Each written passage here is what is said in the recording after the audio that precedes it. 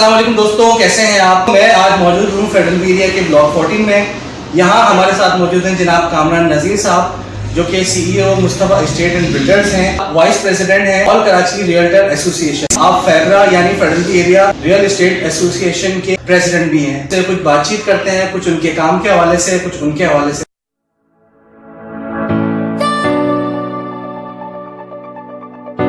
अस्सलाम वालेकुम कामरान भाई, कैसे हैं आप। अल्लाह का बहुत शुक्रिया। काम कैसा चल रहा है। काम काफी बेहतर हुआ है। आप कितने अरसे से इस काम से वाबस्ता हैं और आपकी स्टेट एजेंसी यहाँ कितने साल पुरानी है। तकरीबन 15-16 साल मुझे ये काम करते हुए और ये ऑफिस रन करते हुए हमें तकरीबन 10 साल हो रेलवे एरिया की मार्केट दीगर इलाकों की निस्बत कैसी है। जो एरिया कंस्ट्रक्टेड हो जाते हैं और जहाँ मुस्तकिल रहाइश है तो अब यहाँ पे होता है कि स्टेल हो जाता है, लेकिन साथ साथ ये है कि जैसे दीगर एरियाज हैं, स्कीम 33 हैं, यहाँ पे प्राइस बड़ी तेजी से शूट अप कर रहे हैं। जी।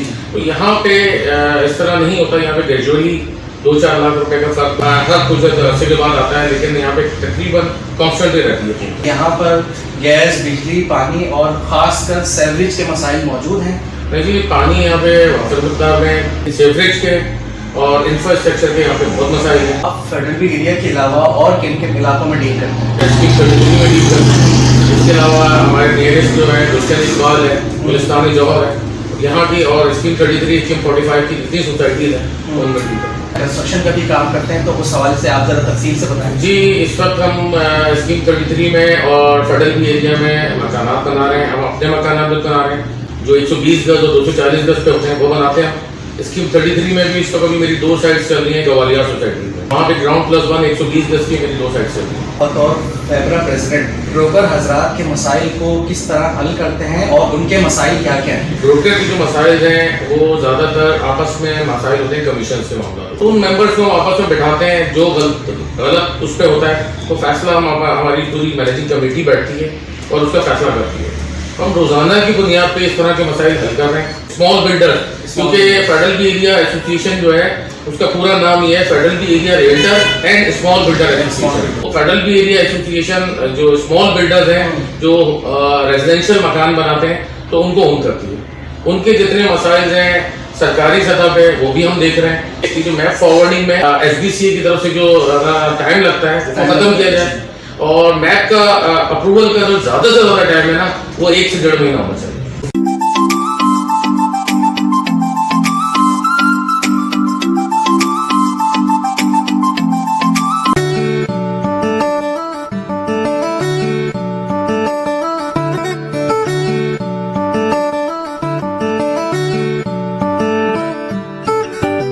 ऑल कराची रियल्टर एसोसिएशन के वाइस प्रेसिडेंट होने के नाते डिस्ट्रिक्ट लेवल पे मसाइल को किस तरीके से उजागर करते हैं। All Karachi realtor association Karachi की 17 एसोसिएशन पर मुश्तमिल जो है ना एसोसिएशन का इतिहाद है। तो सिंध गवर्नमेंट से और ना जितने मामला होते हैं वो हम ऑल कराची के प्लेटफॉर्म से डील करते हैं। ऑल कराची रियल्टर एसोसिएशन की SBCA, DG SBCA से, DG KDA से, DG MDA से वक्तन फवक्तन मुलाकातें हमारी जारी रहती हैं, और जो रियल्टर्स और ना बिल्डर्स के जो मसाइल होते हैं उनको हम हल करने के लिए जो अपनी कोशिशें होती है जारी रखते हैं। हमारा फाइनेंशियल एक्शन टास्क फोर्स के कमेटी मेंबरान से हमारी 3-4 मुलाकातें हो चुकी हैं। एजेंट को है ना FBRP पोर्टल पे रजिस्टर्ड होना लाजमी करार दिया है। फिर हमारे कुछ तहफ़्फ़ुज़ात हैं वो हमने उनके सामने पेश किए हैं। FATF के जितने हमारे मामला हैं वो फेडरेशन ऑफ रियल्टर पाकिस्तान जो है ना वो डील कर रही है, हमें कहीं रजिस्टर्ड किया जाए। और हमारे कुछ तहफ़्फ़ुज़ात हैं, जैसे मैं आपको बताऊं ना कि हमारा कमीशन कोई फिक्स कमीशन नहीं है। हमारा गवर्नमेंट से मुतालबा है कि हमें 2% कमीशन हमारा कानूनी तौर पे जायज़ करार दिया जाए। जैसे कोई हमसे प्लॉट लेता है या मकान लेता है या फ्लैट लेता है, अगर ना दे तो हम उसके खिलाफ कोई कानूनी कार्रवाई नहीं कर सकते।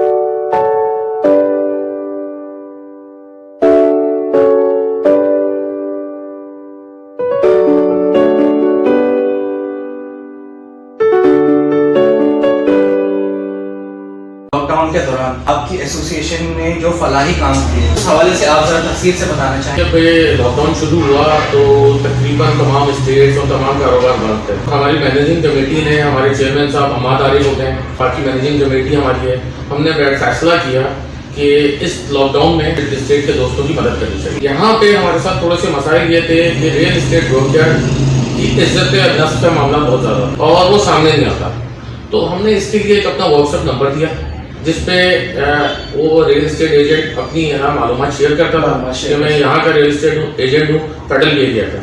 इसमें हमने इसमें ये भी तमीज़ नहीं रखी थी कि वो रियल एस्टेट एजेंट हमारी एसोसिएशन का मेंबर है या नहीं।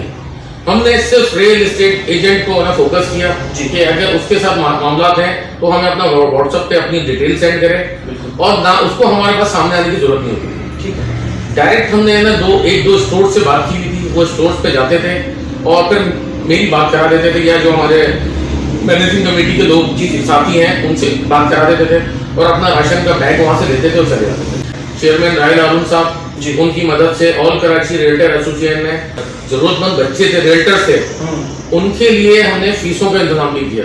ठीक है, लॉकडाउन में जो बच्चे अपनी फीस नहीं दे सके थे, हमने उनको वो वाउचर हमें उन्होंने प्रोवाइड किए, तो हमने उनकी फीस भी प्रोवाइड की। क्या हुकूमत ने कभी रियल एस्टेट के हवाले से कोई पॉलिसी तारीफ कराई या आने वाले वक्तों में आपको कुछ ऐसा नजर आ रहा है? पिछली गवर्नमेंटों ने तो काफी रियल एस्टेट को नजरअंदाज किया है, तो कोई ऐसी वादा पॉलिसी नहीं थी, लेकिन हमारे वज़ीर आज़म इमरान खान साहब ने real estate and construction sector को अभी रिलीफ पैकेज प्रोवाइड किया है। उसमें थोड़ी सी खामियां जरूर है।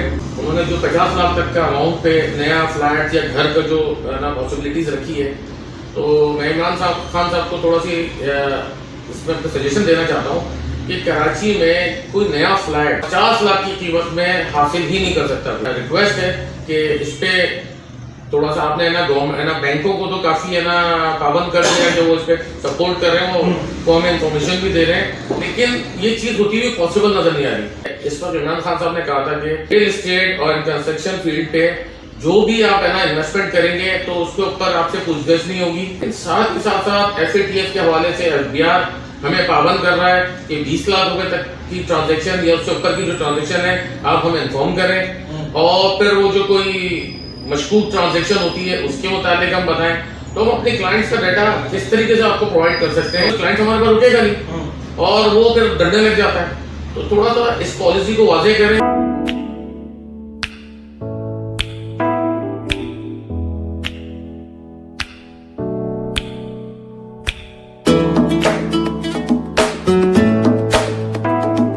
ऑनलाइन प्रॉपर्टी पोर्टल्स आने से आप लोगों के काम में कितनी तेजी देखने में आई? देखिए, इसका फायदा तो हुआ है जी, लेकिन साथ साथ कुछ है ना नुकसान भी हैं, क्योंकि अब तमाम जितने भी लोग हैं, क्लाइंट्स हैं, इन्वेस्टर्स हैं, वो वेब पोर्टल पे जितनी भी ये जो सर्विसेज आ रही हैं, एप्स आ रही हैं, तो इन्हीं के थ्रू है ना ज़्यादातर आते हैं।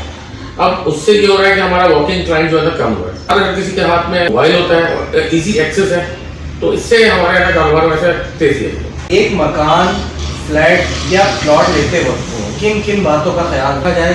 जिससे मकान खरीद रहे हैं आप उसी से एग्रीमेंट करें, सही, और उसकी पूरी फाइल चेक करें। आप अगर जैसे कोई फ्लैट खरीदते हैं तो फ्लैट के ओनर से ही आपने मुलाकात करनी है एजेंट के थ्रू, और फिर मेरा आपको मशवरा ये है कि वो रजिस्टर्ड एजेंट हो। आप हमारी किसी भी एफिलिएटेड एसोसिएशन के बंदे के साथ आप काम करते हैं, जो हमारा मेंबर है उसके साथ काम करते हैं, तो उसकी जिम्मेदार जो है ना वो एसोसिएशन। फिर आपको फ्रॉड और चीटिंग के चांसेस है ना बहुत 95% 98% तक कम हो जाता है। इतनी मसरूफियात के बावजूद फैमिली के लिए वक्त निकालना कितना मुश्किल होता है? देखिए, बाकी बहुत ज़्यादा मुश्किल हो जाती है। फैमिली थोड़ी सी नाराजगी का इजहार भी करती है। अच्छा, लेकिन कुछ अर्से के बाद हम कोई ना कोई है ना पाकिस्तान के अंदर या पाकिस्तान से बाहर कोई ना कोई घूमने का प्रोग्राम बनाते हैं। मेरी अपनी जाती तौर पे, बाकी लोगों को तो मैं नहीं कह सकता, मेरी पूरी कोशिश होती है कि फ्राइडे हमारा ऑफ होता है, तो मैं उस दिन पूरा टाइम फैमिली को दूं और या थोड़ा सा आराम किया जाता है और फैमिली को टाइम दिया जाता है। आखिर में आप हमारे नाज़रीन को कोई अच्छा सा पैगाम दें? रियल एस्टेट का जो काम है, ज़्यादातर लोग इस काम को जो है ना ये समझते हैं कि शायद ये पार्ट टाइम जॉब है और शाम में अपने ऑफिस से आए और आके मेरे ख्याल से रियल एस्टेट का काम करें, तो ऐसा पॉसिबल नहीं है। ये फुल टाइम जॉब है।